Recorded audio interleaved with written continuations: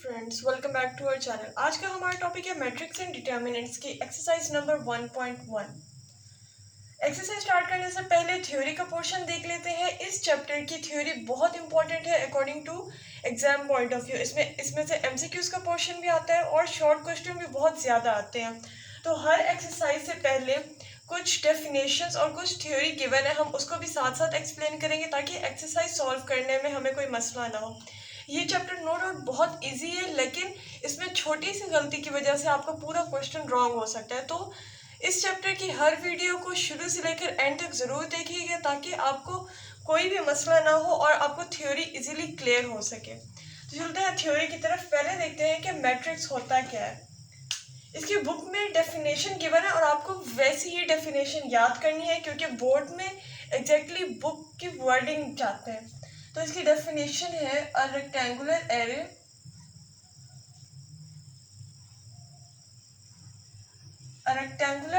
और formation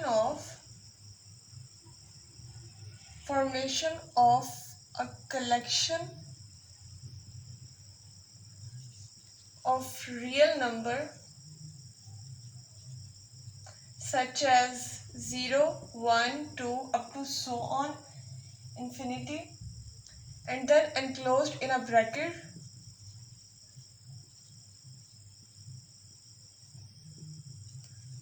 in a square bracket such as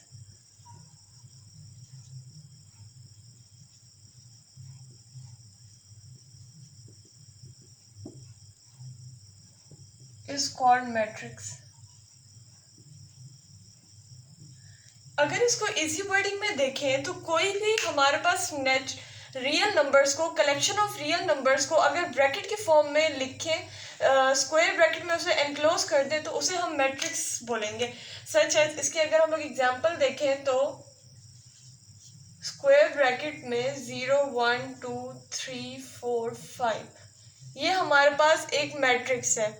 अब आ जाते हैं कि रोज and column of matrix.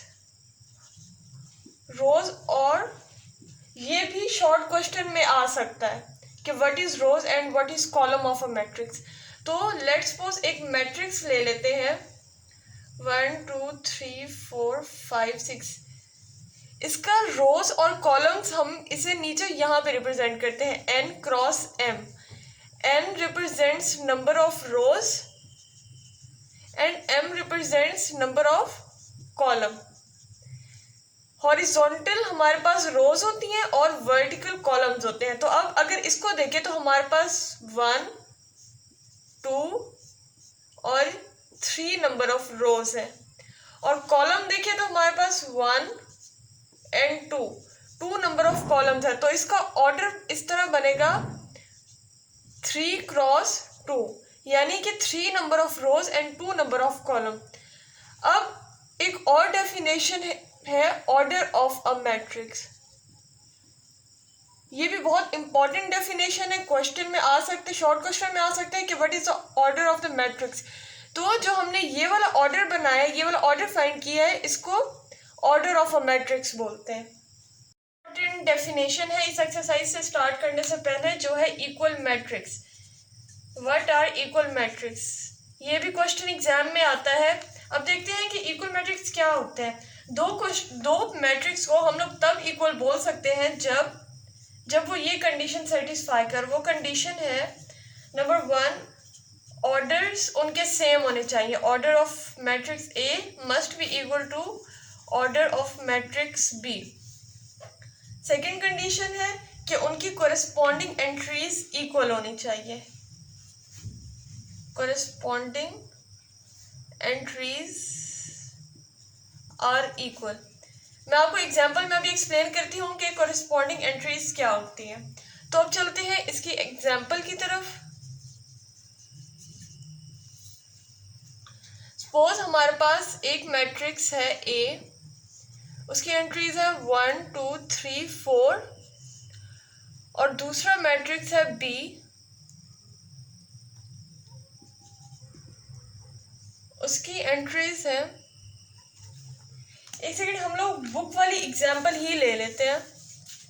Suppose हमारे पास सेट ए है 1 3 -4 2 और सेट बी है 1 2 + 1 -4 एंड 4 -2। अगर इन दोनों मैट्रिक्स को देखें, अगर इसको हम लोग फर्दर सॉल्व करें तो हमारे पास एंट्रीज आ जाएंगी 1 -4 2 + 1 3 आ जाएगा और इधर 4 -2 2 आ जाएगा।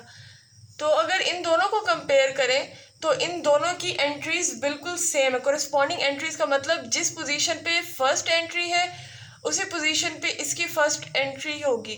तो ये दोनों एंट्रीज सेम है, तो इसकी कोरिस्पॉन्डिंग एंट्रीज बिल्कुल सेम है। तो ये दोनों मैट्रिक्स इक्वल है। और एक और कंडीशन है कि इनके ऑर्डर सेम होने चाहिए। अगर इसका ऑर्डर देखें तो रोज 2 एंड कॉलम्स 2, इसी तरह इसका भी 2 × 2 ही बन रहा है, 2 रोज एंड 2 कॉलम्स। तो इनके ऑर्डर्स भी एग्जैक्टली सेम है, तो ये इक्वल मैट्रिक्स की एग्जांपल है। तो चलते हैं अब एक्सरसाइज के क्वेश्चंस की तरफ। Question number 1 is find the order of the following matrices. मैंने आपको एग्जांपल में ही ऑर्डर फाइंड करना सिखा दिया था। अब क्वेश्चन सॉल्व करते हैं। पार्ट ए है, सॉरी मैट्रिक्स ए इज 2 3 -5 6। इसमें 1 एंड 2 नंबर ऑफ रोज हैं, तो 2 क्रॉस, अब देखेंगे कॉलम कितने हैं 1 2 नंबर ऑफ कॉलम्स है, तो 2 × 2 इसका ऑर्डर आ जाएगा। इसी तरह बी का ऑर्डर देखते हैं 1 2 number of rose and 2 number of columns. इसी तरह सी का ऑर्डर देखें तो इसमें 1 नंबर ऑफ रो है और 2 नंबर ऑफ कॉलम है, तो इसका ऑर्डर आएगा 1 × 2। डी का देखते हैं, इसका 1 2 and 3 number of rose and 1 number of columns, इसका ऑर्डर आएगा 3 × 1। अब ई का देखते हैं 1 2 and 3 number of rose and 2 number of columns, इसका ऑर्डर आएगा 3 × 2। एफ का number of rose 1 and number of column is also 1, तो ऑर्डर आएगा 1 × 1। मैट्रिक्स जी का number of row 1 2 3 number of rows आ जाएंगे, multiply by 1 2 3 number of columns आ जाएंगे, तो ऑर्डर आ जाएगा 3 × 3। इसी तरह एच का देखेंगे 1 2 number of rose and 1 2 and 3 number of columns. ये हमने order of the following matrix find कर लिया। इसमें हम लोग मल्टीप्लाई की जगह बाय भी लिख सकते हैं, जैसे 2/2 2/2, इसी तरह 3/3 और 2/3, ये दोनों मेथड ठीक। Question number 2, which of the following matrices are equal. हमारे पास A to J matrices given है। अब हमने देखना है कि इनमें से कौन से मैट्रिसेस आपस में इक्वल है। इक्वल मैट्रिसेस में दो कंडीशन थी, एक कि उनके ऑर्डर सेम होने चाहिए और सेकंड उनकी कोरिस्पॉन्डिंग एंट्रीज सेम होनी चाहिए। तो पहले इन मैट्रिसेस के ऑर्डर फाइंड कर लेते हैं। ऑर्डर मैंने आपको पहले फाइंड करना डिटेल में बताया है, तो अब मैं जल्दी से इनके ऑर्डर फाइंड कर लेती हूँ। इसको फर्दर सॉल्व करेंगे तो आएगा C = 5 - 2 करेंगे तो 3, तो इसका ऑर्डर आ जाएगा 1 × 1। D का ऑर्डर आएगा 1 × 2 2 × 2 2 × 1। G को भी फर्दर सॉल्व करेंगे तो आएगा 3 - 1 करेंगे 2 3 + 3 6, इसका ऑर्डर आ जाएगा 2 × 1। H का ऑर्डर आएगा 2 × 2। I को भी फर्दर सॉल्व करेंगे तो आएगा 3 + 2 5, इसका ऑर्डर आएगा 1 × 2। और J को भी फर्दर सॉल्व करेंगे तो इसका आएगा 4 6 2 - 2 0 और 2 + 0 2, इसका ऑर्डर आ जाएगा 2 × 2। अब हमने इन सब के फाइंड कर लिए हैं। अब हम देखते हैं कि कौन से मैट्रिसेस आपस में इक्वल है। पहले A का देखते हैं, इसका ऑर्डर है 1 × 1। देखते हैं इनमें से 1 × 1 का ऑर्डर कौन सा है, C का, और इनकी कोरिस्पॉन्डिंग एंट्रीज एक ही है और वो सेम है, तो इसका मतलब A = C। हमने एक इक्वल मैट्रिक्स का सेट तो फाइंड कर लिया, जो फाइंड कर लिया उनको हम कट कर देते हैं ताकि हमारे लिए आसानी रहे। अब देखते हैं बी का ऑर्डर है 1x2, 1x2 डी का ऑर्डर है, बट इनकी कोरस्पॉन्डिंग एंट्री सेम नहीं है, तो बी के साथ डी इक्वल नहीं है। बी के साथ अब देखते हैं आई, बी और आई का ऑर्डर पे एग्जैक्टली ऑर्डर सेम है और इनकी कोरस्पॉन्डिंग एंट्रीज भी सेम है, 3 5 एंड 3 5। तो इसका मतलब सेकंड हमारे पास इक्वल मैट्रिक्स आ जाएंगे बी इज इक्वल टू आई। इनको भी कैंसिल कर देते हैं ताकि हमारे लिए आसानी रहे। अब देखते हैं डी का ऑर्डर है 1x2, 1x2 हमारे पास 1x2 हमारे पास नहीं है, तो इसको हम लोग छोड़ देंगे। अब ई को देखते हैं, ई का ऑर्डर है 2x2, तो देखेंगे 2x2 और किसका किसका है, एज का भी 2x2 है और इनकी कोरस्पॉन्डिंग एंट्रीज भी एग्जैक्टली सेम है, 4062 4062। और देखते हैं 2x2 कोई और तो नहीं है, जे का भी ऑर्डर एग्जैक्टली यही है और इसके कोरस्पॉन्डिंग एंट्रीज भी सेम है, तो इसमें ई एच जे ये तीनों इक्वल मैट्रिक्स हैं।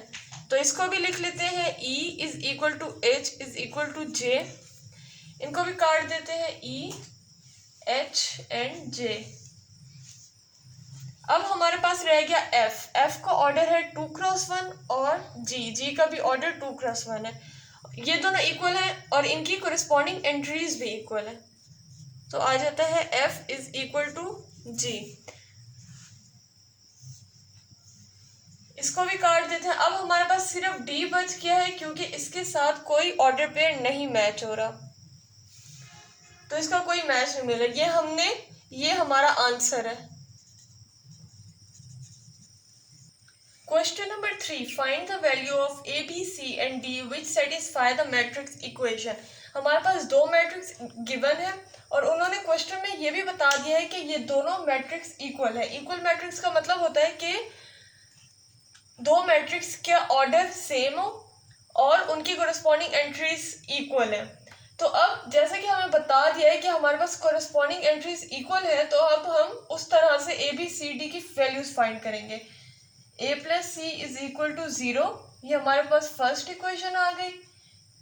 अब इसको इक्वेट करेंगे कोरस्पॉन्डिंग एंट्री से, a plus 2b is equal to -7, ये सेकेंड इक्वेशन आ गई। थर्ड कोरस्पॉन्डिंग एंट्री को इक्वेट करेंगे तो आएगा c minus 1 is equal to 3, third equation आ गई। अब फोर्थ एंट्री को इक्वेट करेंगे तो 4d minus 6 is equal to 2d, ये हमारे पास फोर्थ इक्वेशन आ गई। अब इन इक्वेशंस को सॉल्व करेंगे पहले फ्रॉम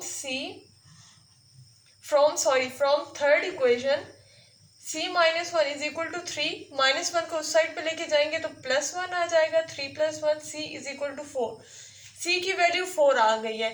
अब इस वैल्यू को हम लोग इक्वेशन 1 में पुट करेंगे, पुट c इन इक्वेशन 1, तो आएगा a plus c is equal to 0, a plus 4 is equal to 0, a is equal to -4। a और c की वैल्यू हमारे पास आ गई है। अब a की वैल्यू हम इक्वेशन नंबर 2 में पुट करेंगे तो हमारे पास b की वैल्यू आ जाएगी, पुट a इन इक्वेशन 2, तो आएगी a plus 2b is equal to -7, -4 plus 2b is equal to -7, -4 को उस साइड पे लेके जाएंगे तो आएगा 2b is equal to -7 plus 4, 2b is equal to -3 and b will be equal to -3/2। इसको पॉइंट्स में भी लिख सकते हैं, b इज इक्वल टू -1.5 या फ्रैक्शन फॉर्म में लिखें, दोनों ठीक है। अब फाइंड करते हैं c की वैल्यू। ए बी और सी की वैल्यू फाइंड कर ली, अब डी की वैल्यू फाइंड करते हैं। From equation 4 is 4d minus 6 is equal to 2d, 4d minus plus 2d को इस साइड पे लेके आएंगे तो -2d हो जाएगा is equal to 6, 4d minus 2d 2d is equal to 6 and d is equal to 6 divided by 2 और d is equal to 3। अब हमारे पास a की वैल्यू है -4, b की वैल्यू है -3/2 और -1.5, c की वैल्यू फाइंड हुई है 4 और डी की वैल्यू फाइंड की है 3। ये हमारे पास आंसर आ गया। यहाँ तक हमारी एक्सरसाइज नंबर 1.1 कंप्लीट हो गई है। अगर आपको कोई मसला हो तो आप कमेंट सेक्शन में पूछ सकते हैं। अगर आपको हमारी वीडियो अच्छी लगी हो तो लाइक, सब्सक्राइब और शेयर करना ना भूलिएगा।